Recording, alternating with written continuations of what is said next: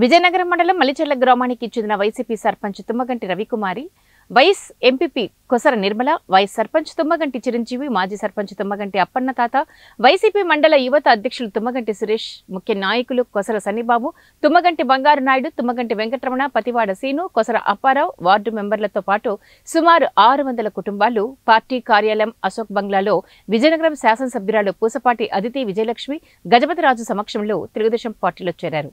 ఈ సందర్భంగా అందరికీ పార్టీ కండువా వేసి పార్టీలోకి ఆహ్వానించారు. ఇప్పుడు తుమ్మగంటి బంగానాయుడు గారిని వచ్చి తెలుగుదేశం పార్టీ కష్టకాలంలో మన పార్టీలో ఉండి కష్టకాలంలో మన పార్టీని నడిపించిన ప్రెసిడెంట్ రామారావు గారికి, అలాగే శివాకి, అలాగే మన పైడ్రాజ్ గారికి, పైడ్రాజు, అలాగే ముడిదాం శివ, నిర్మల గారు, అలాగే సన్నిబాబు గారు, అలాగే మన సర్పంచ్ మల్లిచెర్ల సర్పంచ్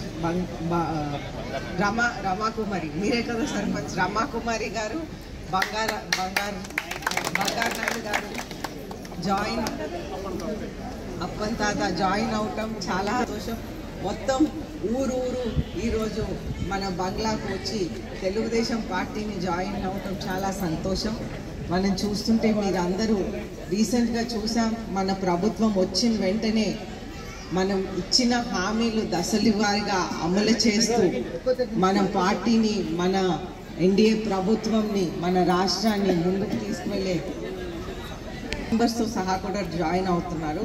అలాగే మీరందరూ కూడా చూస్తూ ఉన్నాను, మనం నారా చంద్రబాబు నాయుడు గారు ముఖ్యమంత్రి అయిన వెంటనే దశల వారీగా అన్ని హామీలు కూడా, మన ఎలక్షన్ హామీలు కూడా మనం ఇంప్లిమెంట్ చేస్తూ ఉన్నాము.